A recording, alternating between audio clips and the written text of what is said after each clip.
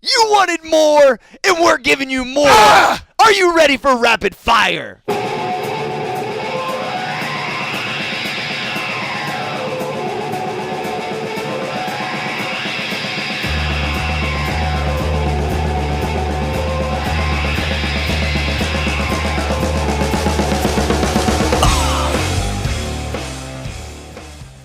All right, everyone. We have a bunch of topics, some Thanksgiving themed with the holidays, some headlines, news, sports, business, a little bit of everything. Everyone is going to have a chance to go around after I announce the topic. They're going to raise their hand, and if they would like to pass, each person gets one pass. They don't want to talk about it. Nice. Let's go All right. life. First topic, Thanksgiving. The kids' table should be forever banished from Thanksgiving because it's better to pay attention to your kids than your phone. Kids should be leading conversation at the table. Kids make sure arguing doesn't ruin the night. And the kids' table makes it weird for unmarried people without kids. Corey. I think the kids' table always has a place, and I'll tell you why. Because when you're that guy, and eventually you're not on the kids' table, you feel it at the first Thanksgiving, where you're like 13 or 14, and then somebody else had kids, and so they kind of took your spot. Then all of a sudden you're at the big table. I think there's like that's kind of a thing in most people's households. I gotta starkly disagree, and I'm gonna starkly disagree because I think the largest problem in our society is the lack of hands-on, real, moral-based parenting. So when you are in a setting of 10, 20, 30-plus people, and you have kids and technology, like these are holidays. These are the days you remember for the rest of your life, and splitting kids and adults up to not share them together, I believe takes away from those glorious memories for most kids. So it also gives parents the chance to make sure their kid's not acting like a little pussy, a little fucking fuckhead with his iPhone out when he hasn't seen his cousin in a year and he's playing games on the iPad. It's like, hey, sit down. We're going to have Thanksgiving together. We're going to have Christmas together. And you're going to talk to your cousin because you haven't seen her in 2 years. You know, that's my take. And we don't have electronics at the table at Thanksgiving at my crib or whatever. Well, you don't know what's going on if there's a kids' table because you're not at it. Well, it's in the same fucking room, John. It doesn't make sense. I don't know about that. It's in my whenever I'm at my mom's, the kids' table's in the same room. No one's on their electronics, and Maurice, none of that shit you're talking about about happening. that. None of that shit you're talking about. I don't know about that, Mo. Do you got anything No, about? I've never heard of a kids' table. You always look like a grown man. Maybe that's why. You were 12 and you look older than everyone else in the neighborhood. I guess our family was so small that we don't have from what I've learned from the last episode to this episode that obviously Italians have huge families. Yeah. And so you have a massive amounts of people. I just didn't have that experience. Yeah, makes sense. Next. All right. Mom warns parents about innocent-looking Santa app that calls and threatens children. The Kindle app is called Call from Santa, and basically what happens is you can dial Santa, and what happens when you get a hold of him is he leaves this Liam Neeson-sounding message about, I will find you and I will kill you. Corey. Why? This doesn't make any sense. Yeah, I think we pass. Quick, pass. We pass. Pass. College football's fun police seem dead set on ruining college football's best moments. 2 Arkansas players were suspended for unacceptable behavior. Their offense was flirting with members of the Mississippi State dance team. Also, a Texas football player was reprimanded for saying, OU sucks. Yeah, I mean, this is, and I don't know this story, but like, this is back to fuck the NCAA. The NCAA, they're great at 2 things. They're great at profiting on people and not even giving them a crumb off the table. And they're great at taking the fun out of fucking sports. So as long as these individuals, let's take the first example. As long as there was no sexual harassment, if it was done in good fun, this is absolute bullshit. Who are they to comment on comments made between males and females that are consensual, right? Consensual. And number 2, OU sucks, bro. If I play for Arkansas and OU's a rival, I'm going to say a lot more than they fucking suck. Maybe that's what I need to mentally fire myself up. So the NCAA gets involved. It's like, fuck you, NCAA. You've done enough harm. You've taken away enough money. You're the greediest motherfuckers on earth. Like enough. Hey, anyone else on our panel know anything about the NCAA? Yeah. I just shook my head at that whole deal. I mean, dudes flirt with people in the stands. They flirt with cheerleaders. They trying to say hi. It's just like, but You're college. The fuck? We live. I was trying to tell somebody we live like in the most sensitive era where male and female interaction has ever been, prevalent in society. Or if I said that wrong, I apologize. But it's just nuts that that much is monitored between male and females, and everything is like super. Everything's captured. That's yes, why. It's meticulous. And then you sucks. Like you can suspend, Ann Arbor's a whore. man. But bro, you can suspend the whole on, university. They whole fan base behind the words they say. Like they say, you would probably want them to say, "Oh, you sucks." That's responsible. Of course. Right, Yeah, right. Yeah, that's the Responsible, least man. of their worries of what you're hearing out there in the streets. In the streets. All right, next. Trump was recently asked, so where do you rank yourself? Oh, it's amazing. He says, Did you see- I would give myself, look, Yes. I hate to do it, but I will do it. I would give myself an A+. Is that enough? Can I go higher than that? John has his hand up. So I saw that actually live, and I paused my DVR, and I recorded my TV, and I sent it to Mo, and I sent it to Corey, and all I can do was send this is amazing with crying emojis, because to see a man that honestly that I expect that from him. Of course. I expect that from him, but to see the leader of the free world and to be comfortable with someone who is so narcissistic. And I'm gonna flip this a little bit. Okay. You guys know who General McRaven is? No. General McRaven was the person who fought the Taliban. He was part of the surge in Iraq, and he was the one who was ultimately responsible for directing SEAL Team 6 to take out bin Laden. Yeah. Okay. So, I believe it might have been, I think it was the same interview. He said General McRaven is a Hillary Clinton lover. I don't like Hillary Clinton lovers. And Chris Wallace, the interviewer, said, well, he took out bin Laden. He said, you know what I don't like? He said, imagine the amount of time. 2001 to 2011. He goes, General McRaven, that's 10 years. Not good enough. Not good enough. So it's just, it boggles my mind how, okay, you want to drop the A+ comment about how you are as a That's president? expected. I got you. You go after a guy who caught and captured Osama bin Laden. And for those who don't understand, we went into a sovereign country in the middle of the night. They did not give us permission to take out bin Laden. That helicopter crashed. If people would have caught us, that could have started a war.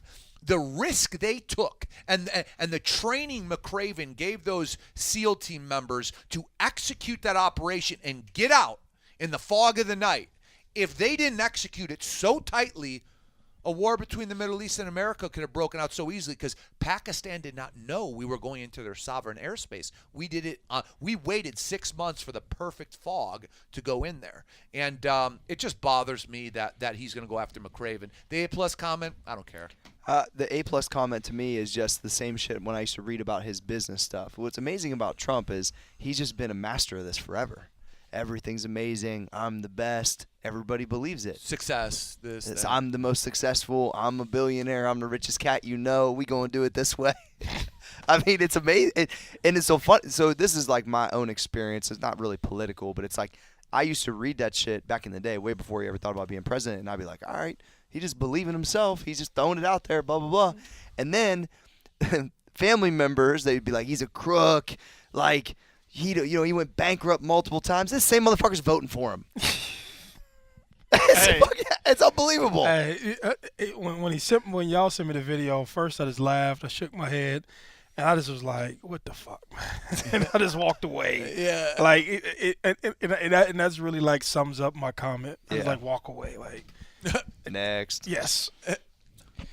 Tech stocks experienced their worst sell-off in 3 years as the markets continue to get hammered.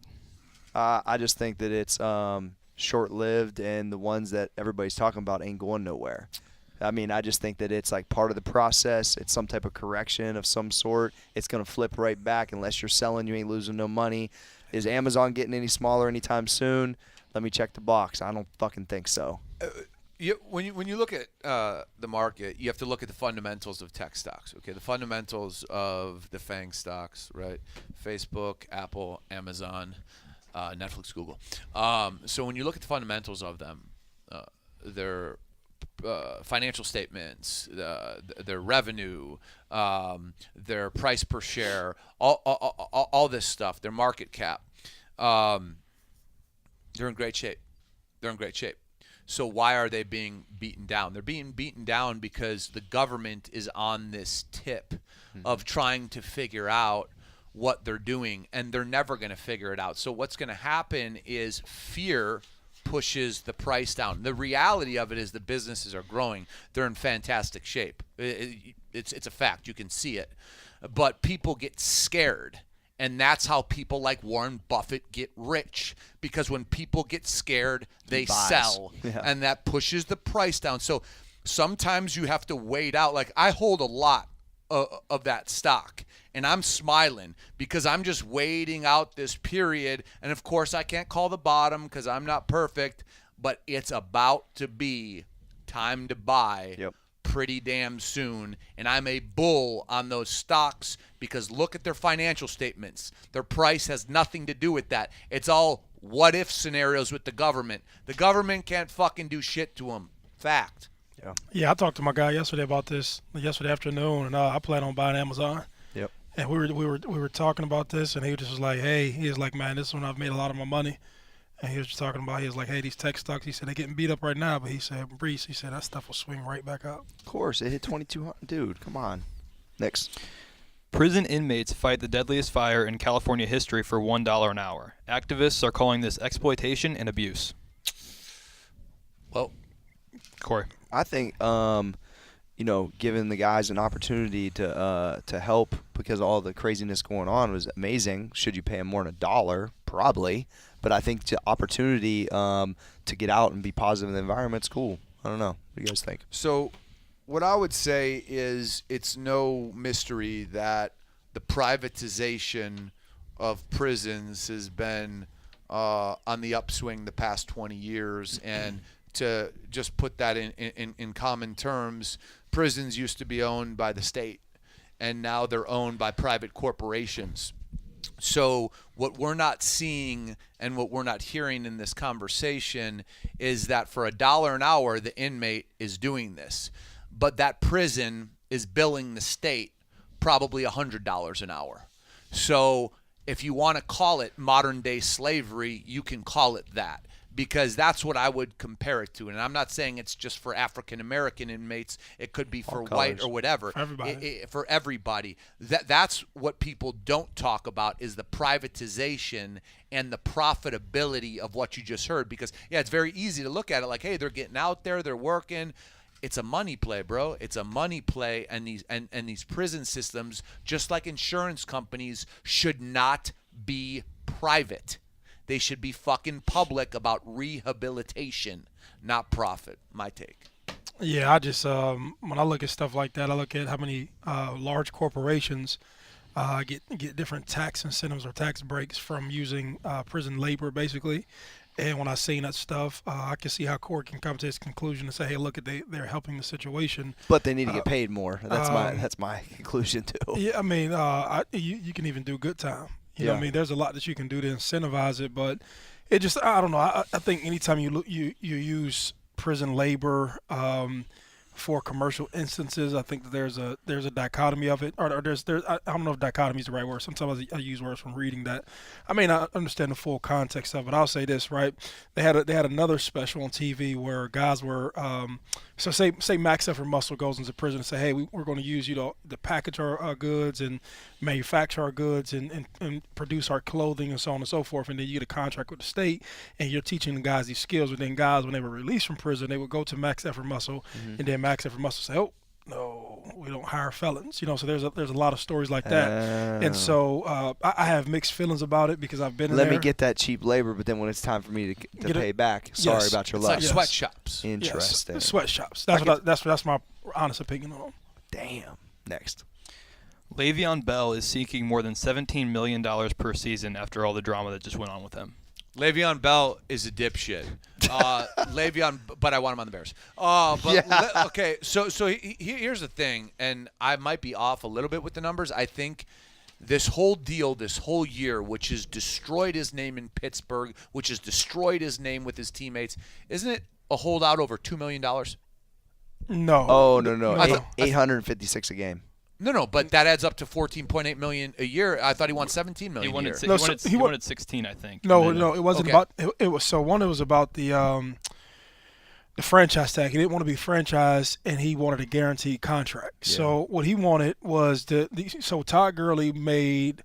You could pick up the numbers. He probably had 50 guaranteed, 50 or 60 million guaranteed. Okay. Mm-hmm. He says, I don't mind playing for 15 million. But guarantee me $15 million over 4 years. Guarantee the 4 years instead of 1 year tendering me. So just like what's the guy who played for Seattle and he gave the finger? Yeah. He was waiting for the same thing, saying, "Hey, can you give me more money?" Like I'm getting okay, you give me $15 million, but you keep on putting me on this 1 year tender. The 1 year tender, it's 1 year tender, 1 year tender. He's looking for and a the franchise contract. tag allows you to do that. Is that what it is, Mo? So if I'm a team, franchise tag allows me to take one player. John's out here performing very high. I give you the maximum amount of money based upon your position and your stats right now at this level. So since Todd Gurley increased the market, and you probably have Ezekiel Elliott next year coming to increase the market, and now he's saying, hey, with my stats when I last played, I fit into this category because the rookie minimum wage goes up every year. The minimum wage for veterans goes up every year.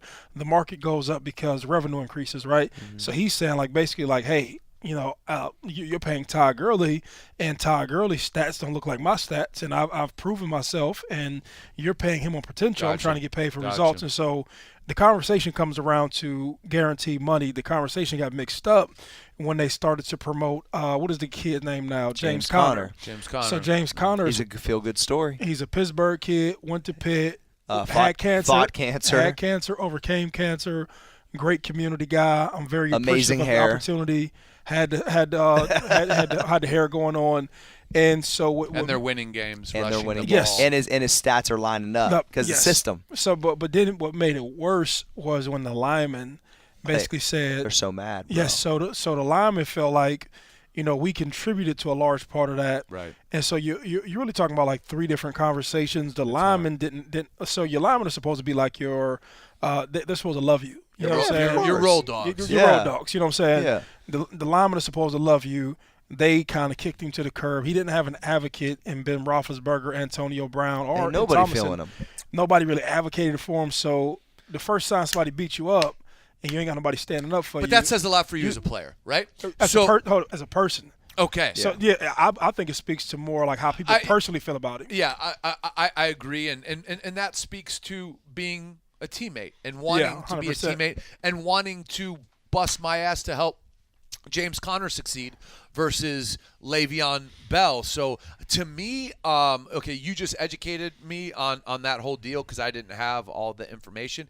But the optics are what killed me. Right, him on a jet ski week 3 in Miami, putting the pictures out, this, that, and the other. And like you explained, and it's the truth, man, how many true 3-down backs are in the NFL right now? Bro. I mean, seriously, you have Gurley, you have Gordon, you have Saquon Barkley, and you have Kareem Hunt from Kansas City. Hunt. Yep. I mean, like you explained, everything is a two-headed monster, if not a three-headed monster.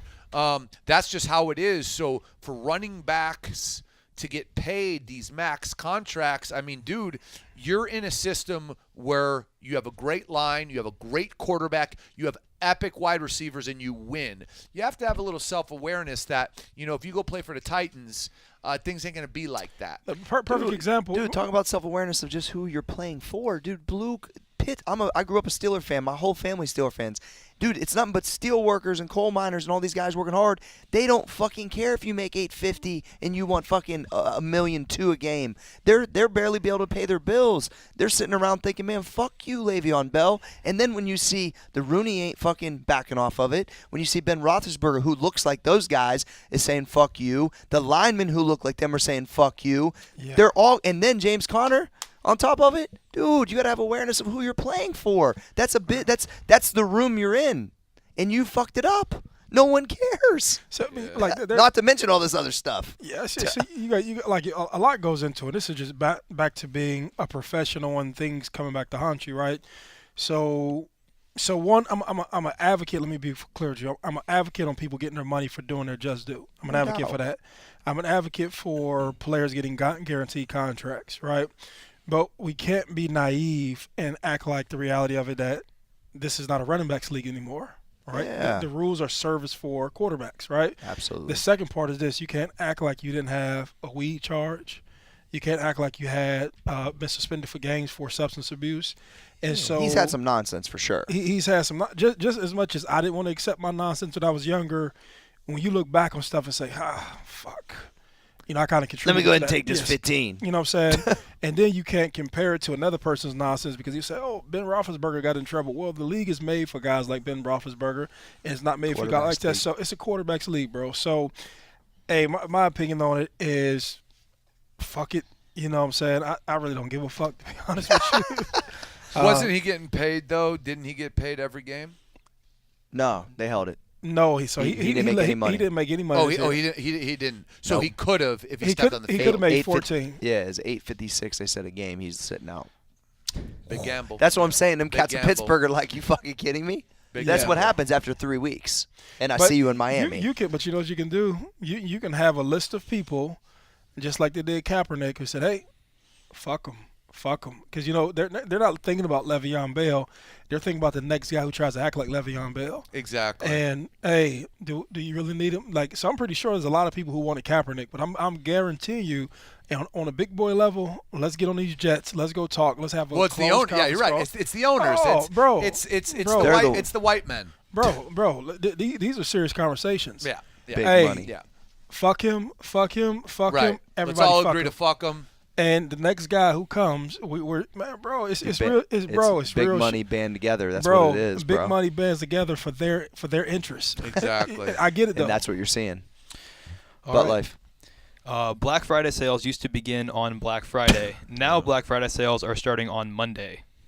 So Oh, did you? John. yeah. didn't know that. So I mean, I think this just speaks to the massive consumerism in this country, the massive amount of debt people carry because nobody spends money anymore. They just slap it on the credit card. Black Friday has become it's a manufactured, call it a Hallmark holiday, not literally, but it's a manufactured holiday by retailers and by businesses to drive sales. And when you're a public company and you realize that you can bring in $800 million in one day, you say, shit, if we do Black Friday week, we could bring in fucking 2.9. Hell yeah, let's do that. And it just, listen, the consumer who can afford these goods wins because everybody, it's about customer acquisition, right? Because nobody's really they're putting money on the top line, but they're not making a lot of profit on Black Friday. So you almost have to defend your territory because if your competitors are giving 50% off and this and that on Black Friday, well, if you give 20% off, that's a great reason for your customer to go try somebody else. So Black Friday, I just think in general, the consumer wins hard on. And business, this is the environment we live in as businessmen, and we have to play the game or else I believe we'll lose part of our customer base. It is what it is. Yeah, marketers are always going to get greedier. They try to get more money. That's business, and they're going to elongate. They're going to make things more than they should be. I mean, it was only Black Friday. My grandma would go stand in line to get a $100 TV at like 80 years old. I'm like, Grandma, I'll buy the TV for $1.50. Stay at home. I have a But shift. there's something about that just is important. Getting a deal. And then it's Cyber Monday, and it's getting the deal, whether it's manufactured or it's not. There's all these things. I think it is cool. We've seen an uptick in our business at Max Effort by offering something we don't offer, which I'm gonna plug real quick. We usually do 50% on something that day, which we never ever do. So there is a land grab, but at the end of the day, it's spilling into a whole week. Yeah, I don't even pay 50%. I don't even pay attention to it till Friday personally. But. Yeah, I didn't know it spilled it to a whole week, but again, John says, and I'm not speaking. I guess I'm just speaking to kind of directly. Just kind of shows you where the country is at. You know, literally just thing. Give me. Right. Half off. Yeah. But supplements are different. Like if you take supplements, if you're into supplements, and I can buy something that this will be a reoccurring use. Yeah. Yes, but like I heard somebody say the other day, and sorry if they listen. It was like, yo, I'm about to go buy your 32-inch TV for whatever dollars, right? And I was thinking to myself, like, you don't even fucking need a TV. You know what I'm saying? It's all about the deal. It's all about the deal. Amazing. Next. All right, let's wrap it up with these two things, given that we're going into the holidays. Favorite Thanksgiving foods or some interesting or funny stories regarding the starting of the holiday? I'll go with food first. Undeniably, it's pumpkin pie. I eat pumpkin pie now Maurice told me pumpkin pie is a white person thing. Yeah. I wasn't aware of that, but we'll get to that later. Pumpkin pie to me, because my grandma, who's now 92, they like a deep dish Chicago pizza. They're probably made with Crisco, which I don't even know if that shit probably kills you. That'll kill you. Yeah. They taste so good Felony. that I only have ate that for my actual birthday on top of it. I don't even eat cake. I eat her pumpkin pie since I've been a little kid. I look forward to it. And also, I don't eat white potatoes very often unless I'm eating French fries, and I barely eat French fries. So for me, a huge thing of white potatoes, check this out, with a bun with all kinds of butter in it, dipped in it, and pumpkin pie. That's my jam, Mo. That's a jam. That's my fucking program on Thanksgiving Day, and then I fall aslepe watching the Lions. Yeah. The Lions. Who the fuck wants the They're always Lions, on first, man? and they suck. Yes. Hey, I'll tell you what. Obviously, turkey is amazing. I love it, but I have a weakness, and I'll give in on holidays for, man. You put baked goods in front of me, like sugar cookies and cakes and shit. Like I don't have a weakness really with pizza and this and that. But, when you're talking about some good baked goods from a bakery, man, I'll go all in. And my brain says, dude, it's the holiday. So I get the glass of milk out, and the amount of Everybody says it's the holiday. yeah, the amount of cookies I intake, I'm going to say 500 grams of sugar at least. Minimum. Oh, minimum. But it's glorious. Is it OG Bakery, John? Like I used to have. OG. Yeah, see, they have maybe this is an Italian thing. They have these in all these towns where they go and they actually get the baked goods at the bakery, not at Yes. Kroger's, not your mom. It's like the bakery. bakery. You walk in and say, "Can I get a dozen?" Yeah. Right? Yeah. That's cool. Absolutely. So. Yeah, No. mine is just the sides. I'm like a sides person. Stuffing? I could take the stuffing. I could take the macaroni. I could take the greens. I could take the green beans. I could take the cranberry. I can make a plate of that stuff and leave everything else to the side. Like I'm like a side person. Like all the turkey and ham and all that shit. They can keep that shit. I'm a side person. I'm gonna go. This is business and biceps, so I'm gonna go to the biceps part for the story. Okay. Okay, not really. It's not really this amazing story, but here's what I look forward to. All right. I don't eat this food normally during the year. If you do arms, John, on Black Friday, which is the day after Thanksgiving, you get the most amazing pump of your entire life. Oh, sure. Because you don't eat any of this shit. I eat a whole pumpkin pie. Dude. I eat bread with fucking white potatoes. I eat everything, all the baked goods. And I go and do arms, I look like Mo. Why do you get a pump? Because there's so many carbs and so many calories you don't dude. normally have. So I literally look like I'm on drugs that day. Because, like, all my veins are sticking out. I fucking, like, my muscles feel like they're going to explode. But you didn't know can't that. do that on a regular basis because you get fat. But what I'm saying is yeah, for that one one, day. but that one day, the fucking Yeah. arm pump after Thanksgiving is epic. Well, hell, I have the arm pump every day. I eat a lot. I'll tell you guys a pretty good one. All right, come on, John. So, we bring it in our show sometimes, but I would recommend not bringing it to family. So they say don't talk religion and politics, right? Especially when there's booze involved. So, I don't know, man. This is maybe 11, 12 years ago. And my cousin is talking to his dad.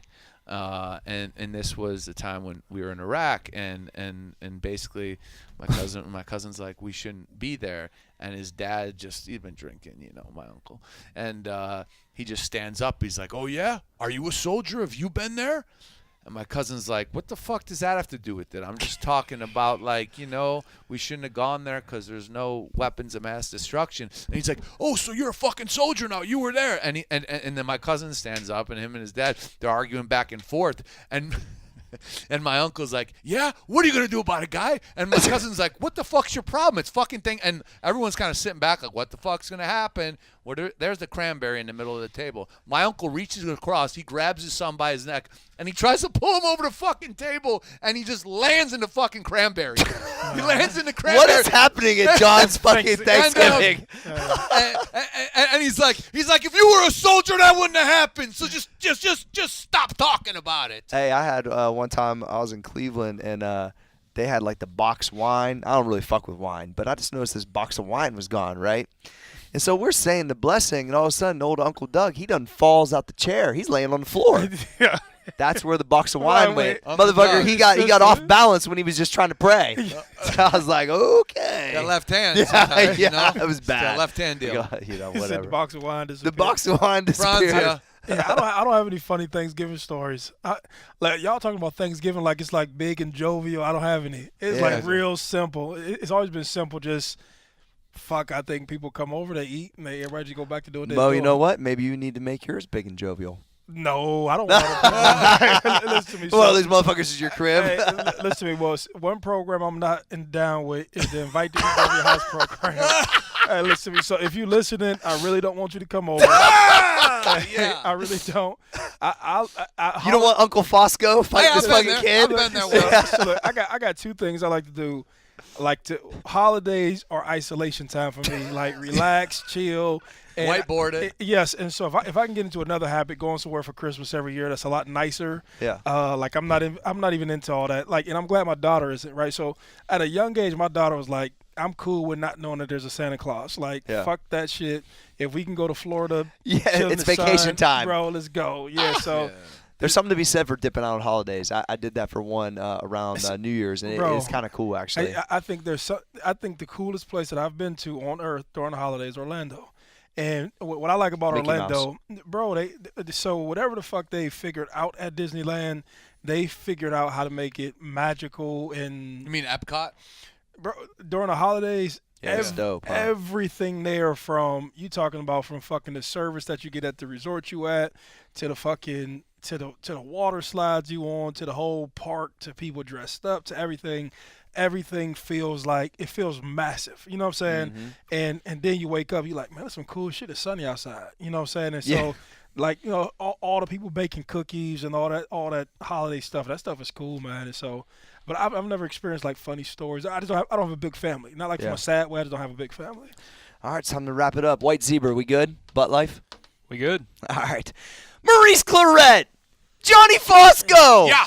Can the podcast be stopped? The podcast can't